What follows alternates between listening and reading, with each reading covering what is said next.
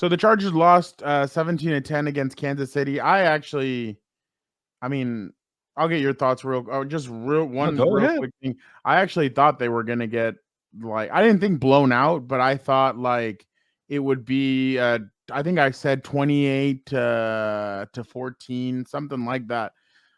Jesse Minter, hell of a job. I mean, I know Patrick Mahomes took out his own receiver, but I'm definitely Yeah. I was definitely really impressed with the way the defense kind of hunkered down. Um, but yeah, Jesse something else. And this is what I was telling Eric and Dante on the ride home yesterday. If the one thing you have to fix is your offense, I mean, that's kind of a good thing. Before it was, well, you have to fix your offense and your defense, and you have to fix your special teams. Now it feels like they just need to fix the offense, which, I mean, having a quarterback like that is not, it's easier said than done. I just feel like they need some playmakers on that side. But just going back to it, I thought they really kind of threw Mahomes off at times. At the end, they just got gassed. They were on the field way too long. It was just way too much. But I definitely give a lot of credit to Jesse Minter and his scheme. They've held these guys at 17 points. They held Pittsburgh to 20. They held Carolina, whatever. They held the Raiders down to 10. So definitely an impressive start for them. And I cannot believe the Mets and the Braves are about to drink when they have to play games tomorrow. Jeez. My bad. Baseball I'm for you. on baseball mode.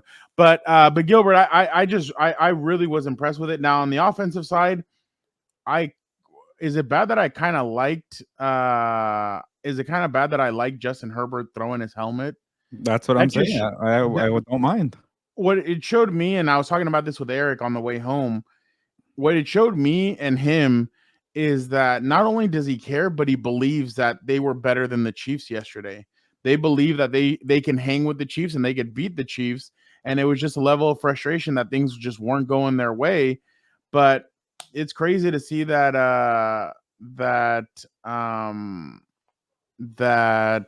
they were able to hang with Kansas City and they were right there at the end. But obviously, the offensive line is a struggle. They have no pass catchers that can really keep anything going consistently, which is worrisome. Joshua Palmer kind of had that 126-yard catch, and then he had the one on third down. But other than that, he really didn't do anything. So there's a lot of worrisome things around this team, but it's on the offensive side. On the defensive side, I thought they were pretty impressive. Yeah, except for that one, Christian Fulton gave up that touchdown on Xavier Worthy. But other than that, I actually thought they were quite impressive on that side. Yeah, I'm not too surprised. I did pick the Chiefs, but I did pick the Chargers to cover. I think it was like a 7.5 point spread there, and obviously it was a 7 point game, so they did cover. But I gotta say I am very impressed with the defense. And Pete Rose died. oh, really? No, Before the Hall of Fame? Wow, that's a uh, shame. that sucks. My And bad. then now betting on baseball is okay. Well, I guess if you're not part of baseball, but he was 83. Damn, that sucks.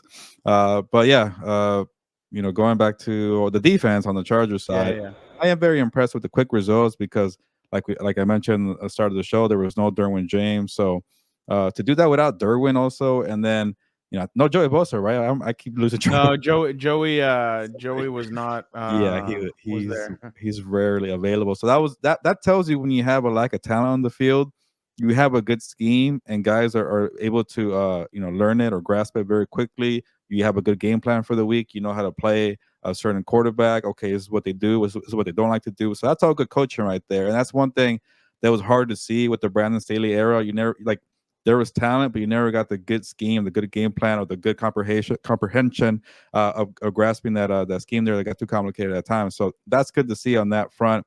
Uh, for a turn to negative town, it still feels like they're ways away from the Chiefs because the Chiefs, let's face it, they also weren't at their best. They did not have Pacheco, like you mentioned. Mahomes lost Rasheed Rice right away. So sometimes when you have a game that you're on the road and you just got to win out and you're probably falling behind 10 points, it's ugly. You kind of don't really care about these regular season games. You still find ways to win. So eventually the Chargers have to get to that point. That's something Jim Harbaugh has to do. I expect more from Justin Herbert, who's making $50 million per year. He missed half his throws. I get that he doesn't have his tackles. He has a young skill player group, but You got to do more. And that's why I like him getting pissed off and throwing the helmet, because he expects more for himself. The standard is very high. So I'm sure he was mad at himself too a little bit. I know he was a little annoyed with some of the offensive linemen too, but the offense should be better at this point. That is Jim Harbaugh's bread and butter, right? Greg Roman. So I wanted to see a little more. And, the first two victories, sure, Raiders and the Panthers, but when you had the Steelers and the Your Chiefs, Raiders. but they still had Gardner Minshew there. But I'm just saying they felt a little fraudulent the first 2 weeks, and now you had an opportunity to beat the Steelers and the Chiefs, and you go 0-2. So now you're 2-2 into the bye week. I guess, Fernando, maybe I could toss the conversation back to you. Do you feel like they are a playoff team? Does it feel like better than Staley, and that's good? Or that's where I'm going towards. But they had 2 games to actually make some noise, and they didn't do it. They're still way better.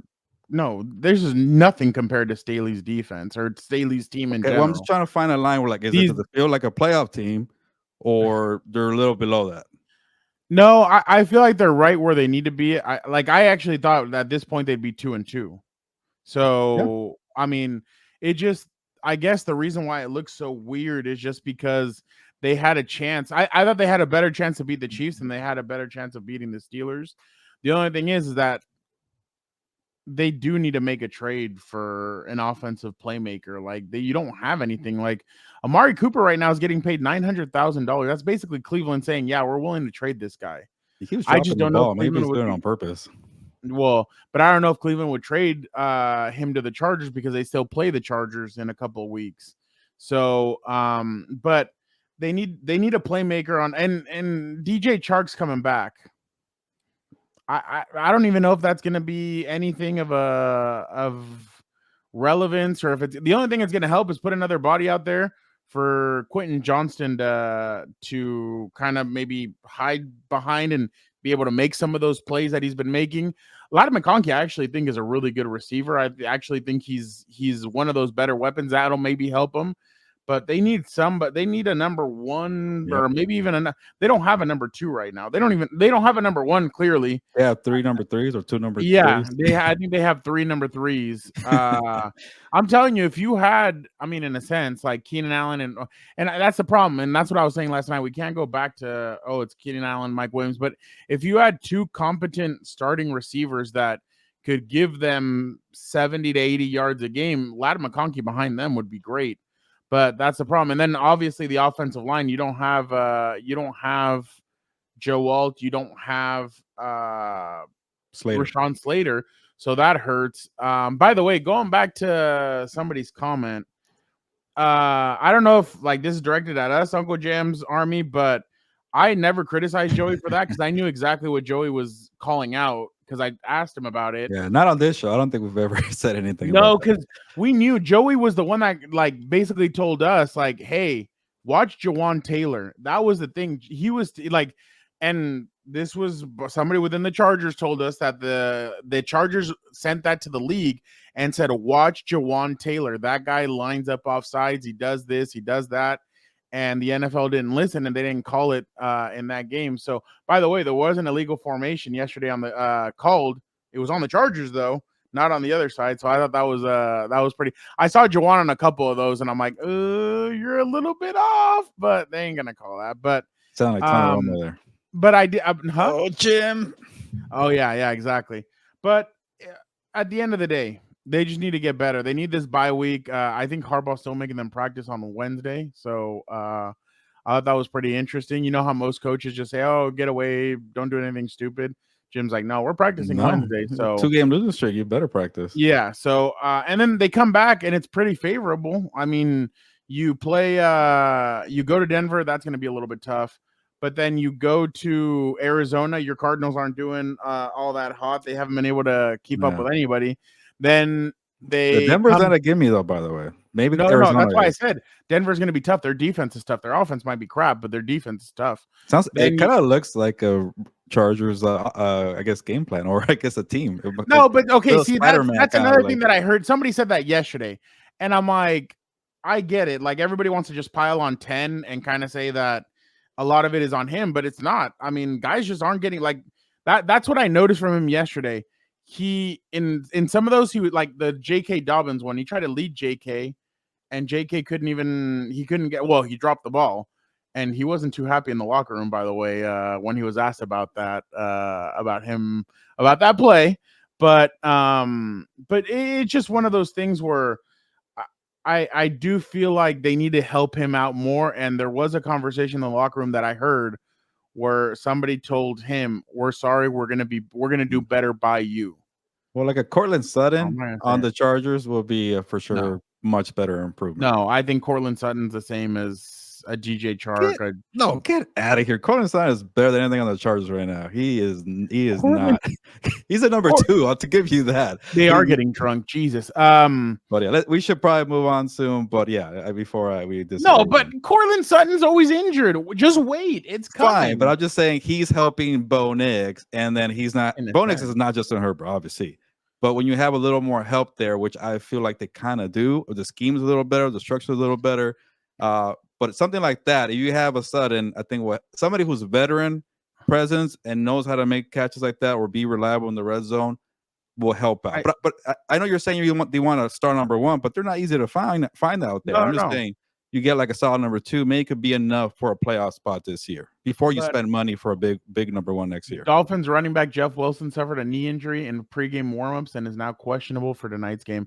My thing, though, is, and maybe we overlook this aspect of it, and we've said it, Jim Harbaugh's never had a quarterback like this guy. Not using them right? Huh? Not using them right, maybe? What if they don't know how to use him? That's kind of the thing. Like, and I'm not gonna. I'm just a reporter. I'm not gonna question anybody's football mind, but you kind of want to get this guy weapons. I mean, get him some. Like Brady had Gronk, Brady had Gronk and crappy receivers around until they got Edelman. Mahomes has had crappy receivers around him, but he had Travis Kelce. You got to get this dude something to kind of be able to have a number one to kind of to have a go-to guy. He doesn't have a go-to guy, so that's where they're going to end up struggling. But